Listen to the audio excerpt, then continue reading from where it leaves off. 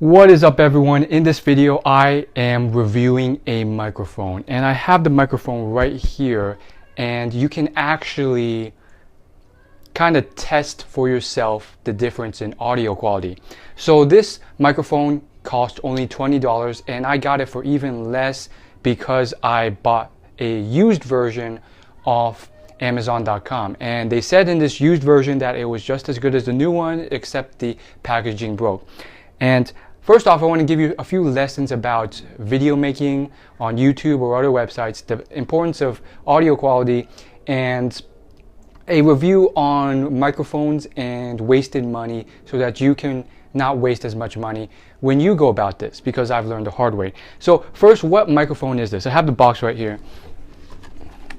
It is the LV1 Lavalier microphone microcravate by Movo, and this was finally bought after a ton of research online. Now, the big lesson, I just want to start with the biggest thing, is that there is a huge difference in audio quality at the beginning price tiers, and never pay for any type of microphone under $20. I got some recommendations from other YouTube channels that if I'm on a budget, I should go ahead and purchase the cheapest option, and it won't be as good, but it's better than maybe your built-in iPhone microphone. And that turned out to be a huge screw up, because I ended up purchasing a pack of microphones for about $5 off Amazon, and this was like the recommended one you should get. I thought you would only get one, but you got three, which at first I was like, ooh, this is good. I get more for my buck. I only spent this much expecting this, but they over-delivered.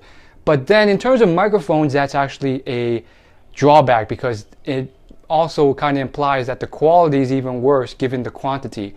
And long story short, all three of these microphones broke within a couple months, and on top of that, their audio quality wasn't that great at all. Like, these were the cheapest microphones you could think of, and in fact, I personally still think that the iPhone microphone is better quality. And so I still have one of those old ones to share with you, and here it is. It's just like this nameless type of brand. Like, you could just tell by like the cheap, it's like a styrofoam type microphone, and it's obviously made in China. It was not worth the $5 to $10 I invested in this thing. This one, after a lot of research, I bought it, and I got it via a YouTube channel called James Wedmore, and he gave this recommendation. And this was his top choice because, one, the cable here, it can span out for 8 meters, which is a long ways away. Now, I think he may have overemphasized that, because who cares about how long it can be? Usually I'm up close to the camera anyways. I'm not doing some crazy interaction, and if I was, it's just like, even with such a long cable, you can only do so much. But the quality is what attracted me to this. So technology will constantly improve, and microphones will get cheaper and better. But I think, as a general rule, at least for the next 50 years, spend at least $20 on a microphone, if not more, and it can save you a lot of money. And I think the same rule applies to a lot of things. Cameras and web design. I've heard a lot of stories about people who got burned because they went for the cheaper option for a web design. But that's another story entirely, because you can also get burned on the extreme other end by spending too much on web design. And I've heard stories about that. So I just want to conclude this video with emphasizing the importance of microphone quality for video and why it's important. And then I will show you a clip of just my built-in iPhone microphone audio quality, just to compare this audio quality with this mic attached versus just a typical audio recording that you can do with just a random iPhone or any type of mobile phone recording. So why is audio so important? Most people think they don't think it's important because they think it's all about visuals for a platform such as YouTube. They think audio equipment is only important for podcasts. And if you've ever seen any podcasts, they love to show off this huge interaction, like this huge thing in front of them, like this huge microphone that can like move and interact with them. And the point is that it's not as important for video. At least that's what people perceive it as. But in reality, it's just as important, if not more important. I mean, just think about it. If you watch any video on YouTube, even if it's the most visually compelling content, you will be turned off, and I've done it myself. You will stop watching it if the audio quality is really bad, or if the audio or content actually matters. If it's a completely visual type of video where you're only playing music, or you're only doing something like this or that, it might not matter. But if you're talking, it's really important, and people will stop watching a video based off audio quality alone. And I think it's one of the most underhyped, underemphasized parts. But if you look at any big YouTuber, they have pretty good audio quality. They have microphones. They have specific equipment for that, and you see it in all the big YouTubers. It's just not noticed. PewDiePie, Casey Neistat, they all have boom microphones or some type of high quality, high tech microphone. Now, is it possible to succeed on YouTube with just your iPhone or webcam? Absolutely. Jenna Marbles did, and so forth.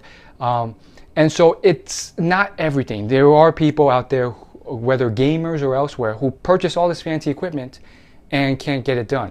However, if you have the foundation, which is good content, whether it's informational content or entertainment-based content, if you don't have good audio quality with it, what ends up happening is pretty much no one watches your stuff,